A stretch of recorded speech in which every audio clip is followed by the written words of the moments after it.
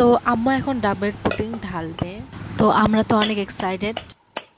Yeah, boy. Wait, what?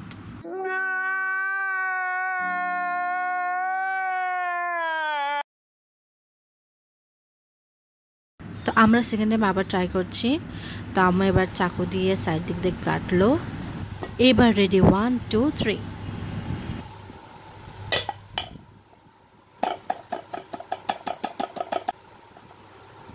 আবার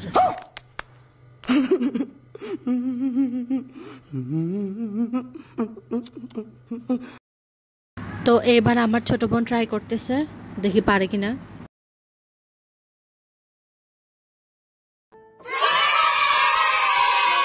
finally ওর দ্বারা সম্ভব হলো, কিন্তু এখানে পুডিংটা উল্টা হয়ে আছে। আবার করা হলো।